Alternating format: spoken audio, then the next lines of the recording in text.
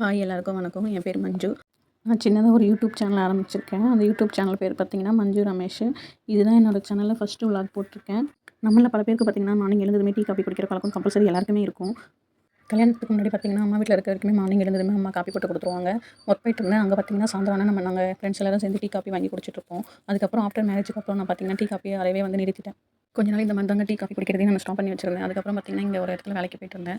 அங்கே பார்த்தீங்கன்னா மார்னிங் எங்களுக்கு ஈவினிங் பார்த்தீங்கன்னா ஸ்நாக்ஸு, டீ காஃபி அந்த மாதிரிலாம் வாங்கி கொடுப்பாங்க. அதில் டெய்லியும் குடிச்சு இப்போ மறுபடியும் டீ இல்லாமல் எங்களால் இருக்கவே முடியல. மார்னிங் கம்பல்சரி டீ போட்டு குடிச்சா மட்டும் அடுத்த வேலையே பார்க்க முடியுது. நானே சரி ஒரு நாளைக்கு நம்ம டீ குடிக்க வேணாம், ஸ்டாப் பண்ணிடுவோம்னு நினச்சாலுமே என் ஹஸ்பண்ட் டீ போட்டு கொடுத்தா தான் எந்திரிக்கவே செய்வாங்க.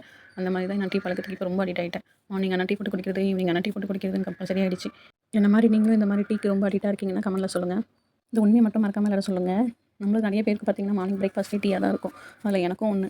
நான் இந்த டீ குடிக்கிறனால என்னவோ தெரியல, எனக்கு மார்னிங் சாப்பிடணுன்னே தோணாது. நான் மார்னிங் சாப்பாடே பார்த்தீங்கன்னா ஒரு 11 மணி 11:30 அந்த மாதிரி ஆகிடும். சாப்பிடவே தோணாது. அப்புறம் மதியம் சாப்பாடு ஒரு 3 மணிக்கு மேலே தான் சாப்பிடுவேன். அது டீ குடிக்கிறதுனால என்னவோ தெரியல. என்ன மாதிரியே மார்னிங் யாரும் சாப்பிடாம டீயை பிரேக்ஃபாஸ்ட்டாக எடுத்துக்கிறவங்க இருந்தீங்கன்னா கமெண்ட்டில் சொல்லுங்கள். இந்த வீடியோவில் பார்த்துருப்பீங்க, ஹஸ்பண்ட் எந்திரிச்சிருக்கவே மாட்டாங்க. டீ போட்டு எடுத்துகிட்டு வா, அப்புறம் தான் நான் எந்திரிப்பேன்னு சொல்லிட்டாங்க. அதனால தான் எந்திரிச்சு சரி போயிட்டு டீ போட்டு கொடுக்கலான்னு சொல்லிட்டு ஃப்ரிட்ஜை திறந்து பால் எடுத்து பால் காச ஆரம்பிச்சேங்க. வீடியோ எடுக்கிற நம்பகத்தில் பால் வந்து பொங்கிடுச்சு. நான் அதை கவனிக்கவே இல்லை. அதுக்கப்புறம் தேவையான சக்கரை தூள், டீ தூள் எல்லாம் போட்டு ஒரு வழியாக பார்த்தீங்கன்னா டீ போட்டு முடிச்சாச்சு. என் ஹஸ்பண்ட் பார்த்தீங்கன்னா சூடாக டீ இருந்தால் குடிக்க மாட்டாங்க. அதனால் டீ வந்து ஆற்றி கொடுத்தா தான் குடிப்பாங்க. அதனால் ஆற்றி கொடுத்தேன். அதுக்கப்புறம் இந்த வீடியோவில் பார்த்தீங்கன்னா 2 வாட்டி ஆற்றுற மாதிரி பார்ப்பீங்க.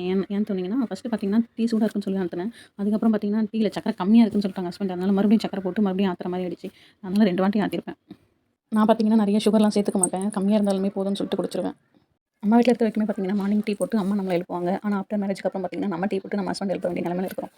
என்ன மாதிரி யாராவது ஃபீல் பண்ணியிருக்கீங்களான்னு கொஞ்சம் கமெண்ட்ல சொல்லுங்கள். அது அம்மா சமையலை நம்ம ஏதாவது பிடிக்கலன்னா குறை சொல்லி சாப்பிட்டுட்டு இருப்போம். ஆனால் ஆஃப்டர் மேரேஜ்க்கு அப்புறம் நம்ம சமையல் செஞ்சு நம்ம சமையல் குறை சொல்லும்போது நமக்கு அது கஷ்டமாக இருக்கும். அதனால் முடிஞ்ச வரைக்கும் அம்மா அப்பா செய்கிற சமையலை வந்து யாரும் வந்து குறை சொல்லி சாப்பிடாதீங்க.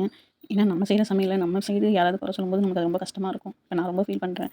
நான் நிறைய மோஸ்ட்லி எங்கள் அம்மா செய்கிற சமையலை நான் குறை சொல்ல மாட்டேன். எங்கள் அம்மா செய்கிற சமையல் எனக்கு ரொம்ப பிடிக்கும். ஆனால் இப்போ நான் செய்கிறதுல ஏதாவது எனக்கு குறை சொல்லும்போது எனக்கு கொஞ்சம் மனசு கஷ்டமாக இருக்கும். அவ்வளோதான். ஆஃப்டர் மேரேஜ்க்கு அப்புறம் அவங்க அம்மா சமையலை மிஸ் பண்ணுறீங்களான்னு கம்முன்னு சொல்லுங்கள். நான் ரொம்பவே மிஸ் பண்ணுறேன். என்ன தான் நான் சமைச்சாலுமே எங்கள் அம்மா கையால் சமைச்சு சாப்பிட்ற மாதிரி எனக்கு வரவே வராது. எங்கள் மாமியார் வீட்டில் சாப்பிட்டாலுமே எனக்கு எங்கள் அம்மா கையில் சாப்பிட்ற சாப்பாடு தான் ரொம்ப பிடிக்கும். ரொம்ப மிஸ் பண்ணுறேன் நான்.